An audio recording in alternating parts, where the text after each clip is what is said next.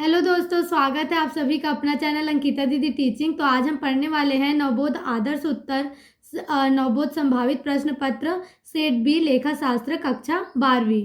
तो हमें जो आदर्श उत्तर के द्वारा अकाउंट का इम्पॉर्टेंट क्वेश्चन मिला है उसका सेट बी है। ठीक है, तो आज हम सेट बी का प्रश्न क्रमांक 12 के बारे में पढ़ने वाले हैं। ठीक है, तो आलोक और अशोक एक फर्म में बराबर के साझेदार हैं। उनकी पूंजी क्रमशः 20,000 रुपये और 16,000 रुपये है। अशोक प्रति माह 600 रुपये वेतन पाने का अधिकारी है। पूंजी पर 6% वार्षिक ब्याज दिया जाता है। उस वर्ष का लाभ उपर्युक्त समायोजन के पूर्व 12,000 रुपये था। लाभ हानि नियोजन खाता बनाइए।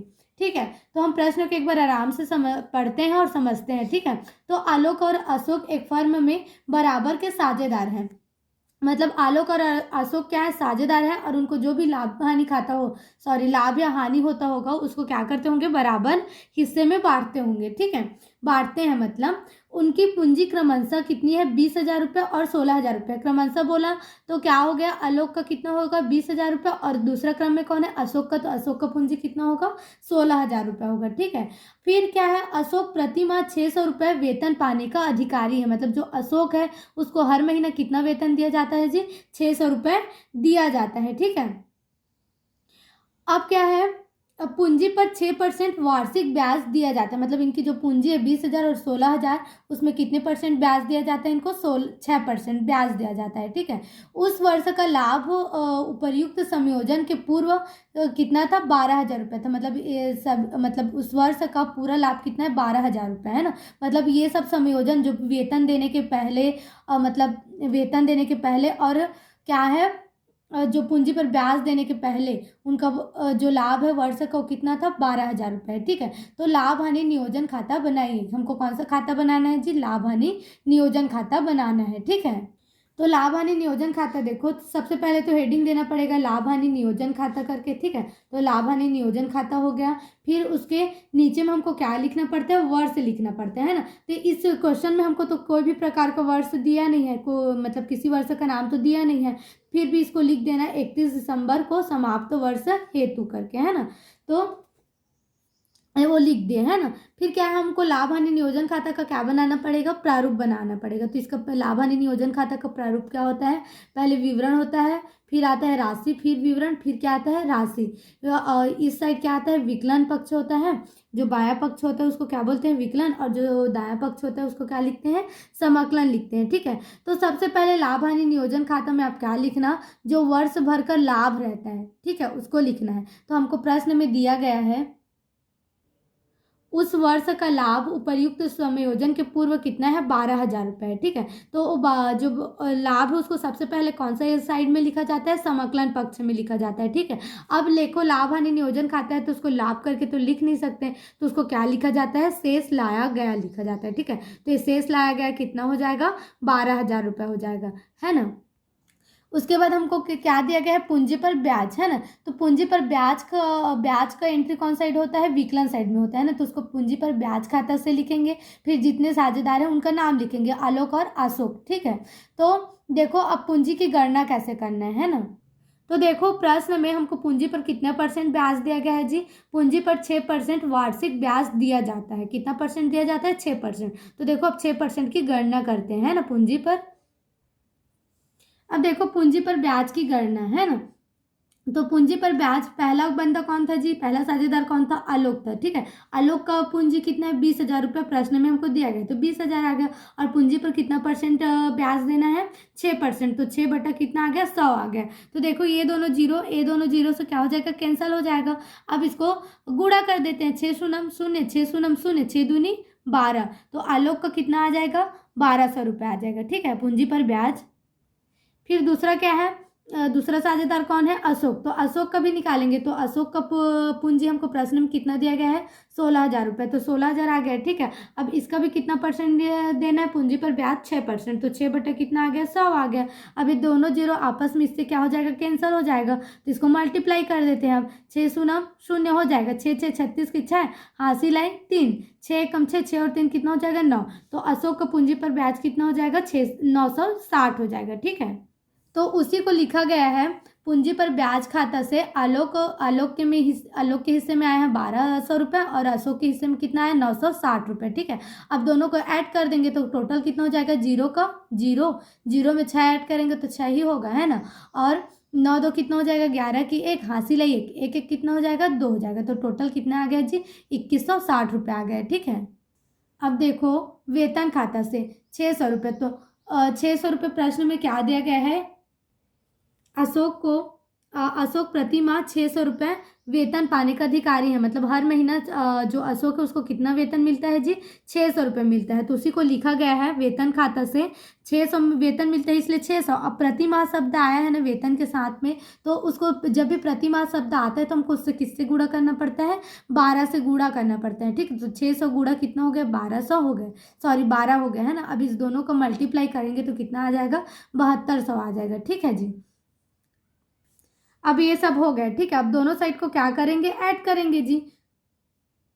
तो देखो समकलन साइड की क्या है, केवल 12,000 रुपये। ठीक है ना। और इसमें पूंजी पर ब्याज और क्या है, वेतन है। इस दोनों को क्या करेंगे, आपस में ऐड करेंगे, फिर क्या निकालेंगे, शेष निकालेंगे। जिस साइड ज़्यादा होगा उस साइड मतलब जिस साइड कम होगा उस साइड क्या निकालेंगे, शेष निकालेंगे। ठीक है, तो देखो अब देखो जी, जो विकलन पक्ष का राशि उसको ऐड करेंगे तो कितना है, हमारा पूंजी पर ब्याज 2160 है टोटल, और जो वेतन है वो कितना है, 7200 है ना। तो इस दोनों को ऐड कर देते हैं तो जीरो का जीरो हो जाएगा, और 6 में जीरो ऐड करेंगे तो 6 ही होगा।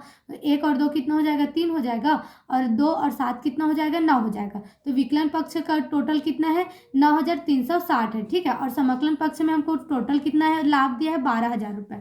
तो देखो समकलन पक्ष में ज़्यादा है और विकलन पक्ष में क्या है, कम है। ठीक है, तो इसको क्या निकालेंगे, शेष निकालेंगे, है ना।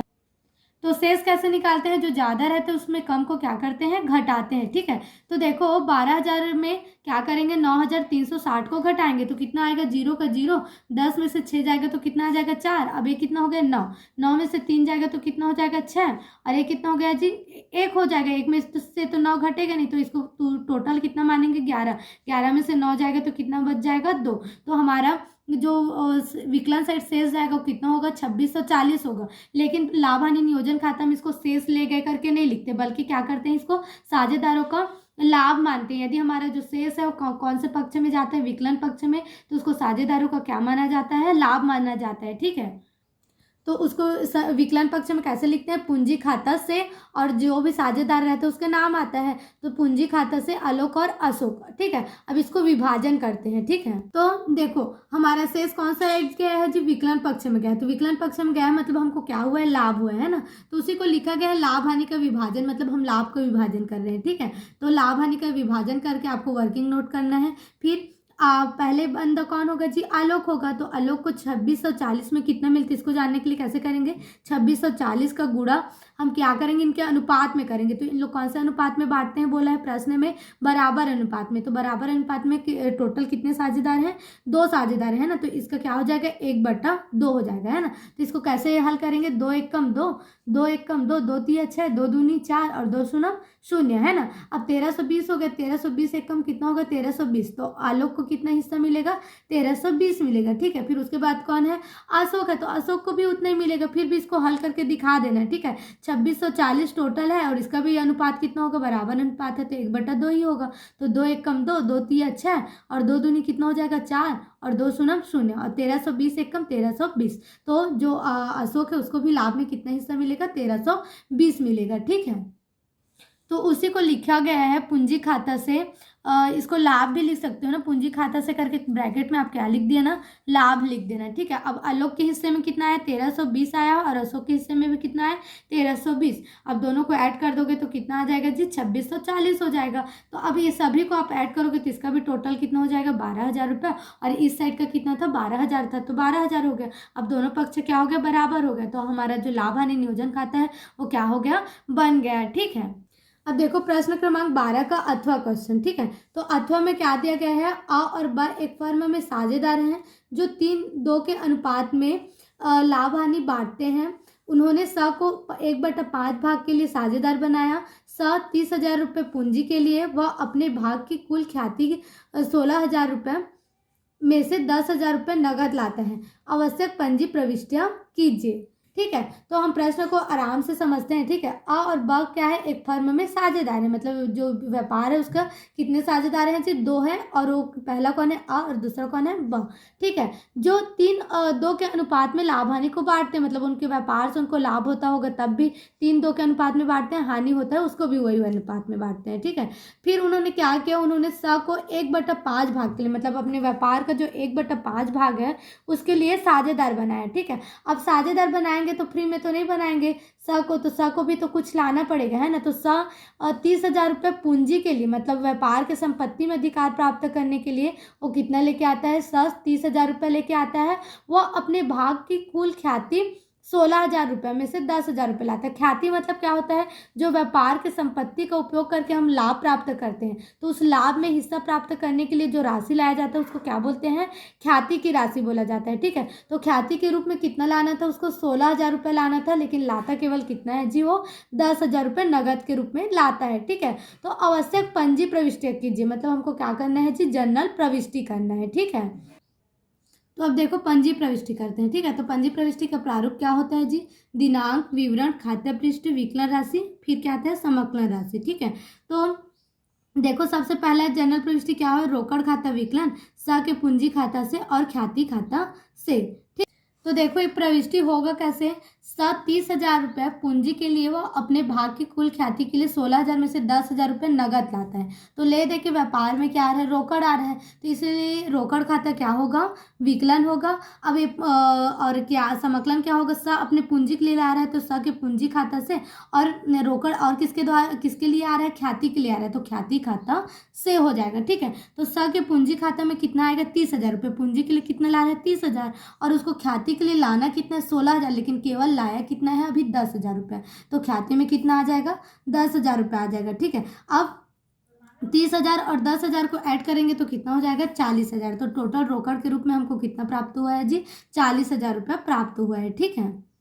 तो आपका जो नरेशन है वो क्या हो जाएगा, ख्याति व पूंजी की राशि प्राप्ति, है ना। अब सेकंड जो एक ख्याति खाता होता है ना, उसका क्या होता है, जो ख्याति होता है उसको कौन लेते हैं, जो पुराने साझेदार रहते हैं वो उन लोग लेते हैं इसकी राशि को, है ना। तो इसका फिर से जनरल प्रविष्टि क्या होता है, ख्याति खाता विकलन होता है, और ख्याति की राशि को कौन लेगा, जो पुराने साझेदार हैं वो लेंगे, है ना। तो इनको क्या होगा, लाभ होगा, इसलिए इन लोग क्या हो जाएंगे, समाकलन हो जाएंगे, आ के पूंजी खाता से और ब के पूंजी खाता से, क्योंकि जो ख्याति की राशि लाया गया है उसको कौन बांटेंगे, आपस में आ और ब बांटेंगे, ठीक है। तो इन लोग को लाभ होता है ना, इसलिए क्या होता है, इन लोग समाकलन होते हैं, और जो ख्याति है वो क्या हो जाएगा, विकलन हो जाएगा, ठीक है। तो ख्याति की राशि का आंतरण किया गया, इसको क्या लिखते हैं, इसका नरेशन ख्याति राशि का आंतरण किया गया। अब देखो ये कितना था, ख्याति का राशि नगद के रूप में कितना लाया गया है, 10,000 रुपये, है ना। तो 10,000 को कैसे बांटे होंगे, 6,000 और मतलब 10,000 को जो इनका अनुपात हो कितना है, 3 और 2 है, ठीक है। तो इसको बांटते हैं जी, जो आ है उसका अनुपात कितना है, 3, और 3 और 2 टोटल कितना हो जाएगा, 5 हो जाएगा। तो 5 एक कम 5 हो जाएगा, 5 दूनी 10, 5 शून्य शून्य, 5 शून्य शून्य, 5 शून्य शून्य, तो 3 दूनी कितना हो जाएगा, 6,000 रुपये हो जाएगा, ठीक है। तो आके में कितना आया है, 6,000 रुपये आया। अब सेम वैसे ही किसका बांटेंगे, ब का भी बांटेंगे, ठीक है। तो 10,000 का 10,000, और ब का अनुपात कितना दिया है, 2, तो 2 आ गए, 3 2 कितना हो जाएगा, 5, तो 5 आ गया, 5 एक कम 5, 5 दूनी 10, 5 शून्य शून्य, 5 शून्य शून्य, 5 शून्य शून्य। अब 2 दूनी कितना हो जाएगा जी, 4,000 रुपये, ठीक है। तो इसका जो ब का पूंजी खाता है उसमें कितना आ जाएगा, 4,000। अब इस दोनों को जोड़ेंगे तो कितना आ जाएगा, 10,000 रुपये आ जाएगा, ठीक है। तो ये क्या हो गया, हमारा ख्याति का विभाजन हो गया है ना। अब तीसरा क्या है, स का पूंजी खाता विकलन अ के पूंजी खाता से ब के पूंजी खाता से, ख्याति की शेष राशि का संयोजन किया गया। देखो जी हमको मतलब जो स था उसको ख्याति के लिए लाना कितना था, 16,000 रुपये, लेकिन वो शुरू में लेके आया कितना, 10,000 रुपये, ठीक है। तो अभी 6,000 रुपये बचा है ना, तो उसका संयोजन करना पड़ेगा, है ना। तो इस संयोजन के लिए क्या करना पड़ेगा, स का पूंजी खाता को क्या करना पड़ेगा, विकलन, क्योंकि ये देगा तो मतलब इसको लॉस होगा, है ना, मतलब लॉस नहीं, इसका खर्च होगा स का, तो जिसका खर्चा होता है क्या होगा, विकलन होगा, और आ और ब को ये राशि मिलेगा तो इन लोग को क्या होगा, लाभ होगा, इसलिए ये दोनों क्या हो जाएंगे, समाकलन हो जाएंगे। अब 6,000 को फिर वही 3-2 के अनुपात में बांट देना है जी, है ना। तो कैसे बांटोगे, देखो 6,000 की 6,000, अब जो आ है उसका कितना अनुपात है 3, और 3 और 2 कितना हो जाएगा 5। तो इसका क्या हो जाएगा 5 एक कम 5, 5 एक कम 5 एक इसमें गए तो 5 दूनी कितना हो जाएगा 10, 5 शून्य शून्य 5 शून्य शून्य, तो 12 तिया कितना हो जाएगा 3600 रुपये। ठीक है, तो आ के में कितना हिस्सा आ गया 3600 रुपये आ गया है ना। अब से हम वैसे ही बा को भी बांटेंगे तो 6000 का 6000, इसका अनुपात कितना है बा का 2 तो 2 आ गया, और टोटल 2 और 3 कितना हो जाएगा 5, तो 5 एक कम 5 हो जाएगा, 21 में आया तो 5 दूनी 10, 5 शून्य शून्य 5 शून्य शून्य हो जाएगा। ठीक है, तो ये कितना हो जाएगा 12 दूनी कितना हो जाएगा जी 2400 हो जाएगा, कितना हो जाएगा 2400, तो 2400 इसी को लिखा गया है बा के पूंजी खाता में, बा के पूंजी खाता से 2400। अब इस दोनों को ऐड कर देंगे तो स के पूंजी खाता में क्या हो जाएगा 6000 रुपये हो जाएगा। ठीक है, तो ये हमारे जो शेष राशि ख्याति की बचत था वो क्या हो गया समायोजित हो गया है ना, तो उसी को लिखा गया है ख्याति की राशि शेष राशि का समायोजन किया गया। ठीक है, आया समझ में। आज की वीडियो में हम बस इतना ही, अब आगे का क्वेश्चन नेक्स्ट वीडियो में करेंगे। ठीक, अगर वीडियो पसंद आए समझ में आए तो वीडियो को लाइक कीजिएगा और चैनल को सब्सक्राइब कीजिएगा। ठीक है, थैंक यू।